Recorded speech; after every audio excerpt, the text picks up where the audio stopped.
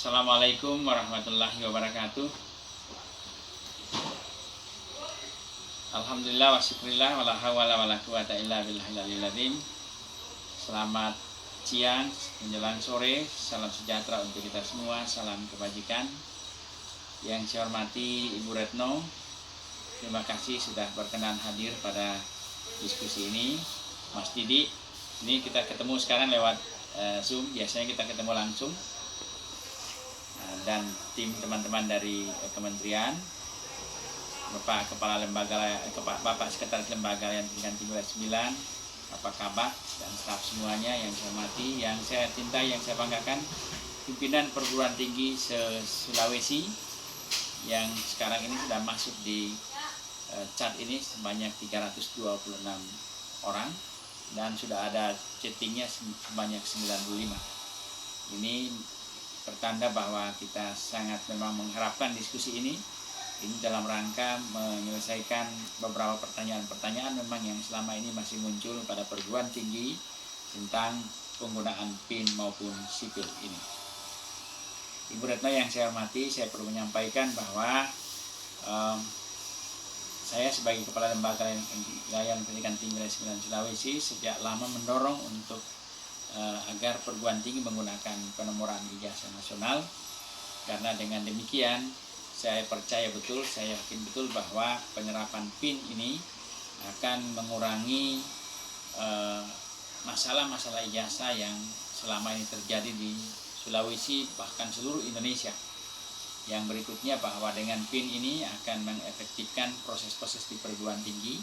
Saya perlu melaporkan bahwa perguruan tinggi yang belum menggunakan PIN, maka kami persyaratkan agar sebelum wisuda, diantaranya programnya sebelum wisuda perguruan tinggi harus mengirim berkas untuk diverifikasi di LLDP wilayah 9 itu paling terlambat 1 bulan sebelum wisuda, dan disampaikan bahwa tidak boleh wisuda sebelum ada hasil verifikasi dari LLDP untuk kemudian merekomendasikan sekian calon yang kami nyatakan clear dan sekian yang belum dapat mengikuti wisuda.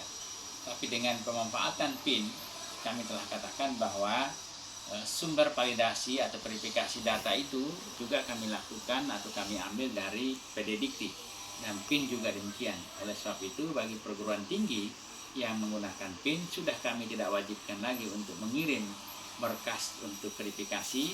Yang kami minta untuk dikirim hanya disampling beberapa karya tulis atau skripsi mahasiswa untuk kemudian diuji plagiarisme dengan menggunakan Turnitin. Kami juga di wilayah 9 Sulawesi ini sudah banyak perguruan tinggi yang menggunakan plagiarisme checker dari Turnitin, karena kami punya program bahwa setiap perguruan tinggi tidak harus membeli sendiri, tapi kami kerjasama dengan pihak atau provider Turnitin untuk kemudian ada yang kita sebut dengan program kemitraan, bahwa satu paket dari Turnitin itu dibeli oleh 10 perguruan tinggi. Dengan demikian perguruan tinggi bisa menghemat biaya sampai 90%. Nah, di masa depan dengan pemanfaatan PIN ini, apalagi sudah ada sipil nanti, itu saya kira akan sangat mengurangi pekerjaan-pekerjaan yang cukup memberatkan baik bagi perguruan tinggi maupun oleh pihak di LLDIP di wilayah 9 Sulawesi. Saya kira oleh sebab itu kami sangat menyambut baik dengan penerapan PIN yang insya Allah mudah-mudahan nanti. Saya sih berharap Bu Retno, Pak Mas Didi, kalau sudah disampaikan kemarin bahwa tenggang waktu tinggal sampai tanggal 31 Desember, saya berharap itu nggak usah diundur lagi, tapi langsung saja bahwa memang per 1 Januari 2021 itu semua perguruan tinggi sudah wajib menggunakan PIN. Walaupun kita sadari bahwa masih akan terjadi beberapa masalah, tapi kalau kita tidak mulai maka masalah itu tidak akan pernah terselesaikan. Saya yakin dan percaya bahwa ketika kita sudah mulai memang masih akan ada masalah-masalah, tapi saya yakin bahwa teman-teman di kementerian, Mas Didi juga sudah sering kita diskusi, akan mampu menyelesaikan itu, dan pada akhirnya saya kira masalah-masalah dari masalah ijazah kita, terutama tentang masalah yang selama ini sering kami hadapi, bahwa ada saja orang yang datang membawa ijazahnya untuk kemudian divalidasi lalu kemudian disahkan, dan itu akan mengalami masalah ketika yang bersangkutan tidak terdapat di pangkalan datar pendidikan tinggi. Nah, dengan menggunakan PIN maka masalah itu tidak akan muncul lagi.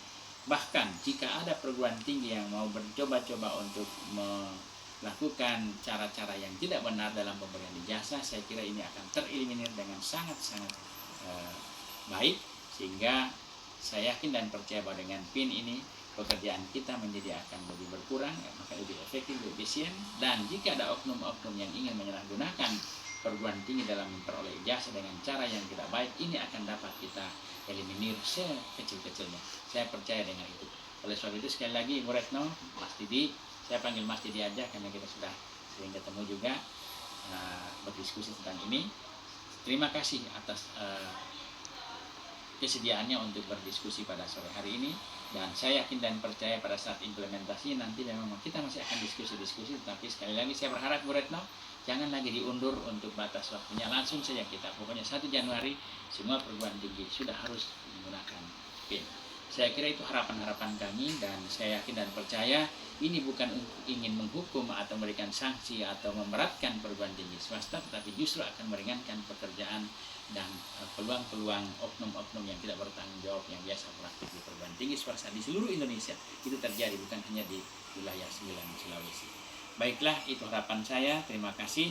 Terima kasih Pak Sekretaris, terima kasih Pak Kabak. Dengan mengucapkan Bismillahirrahmanirrahim, maka diskusi kita sore ini tentang penomoran ijazah nasional dan sipil saya nyatakan dimulai. Wabillahi taufiq wal hidayah. Wassalamualaikum warahmatullahi wabarakatuh.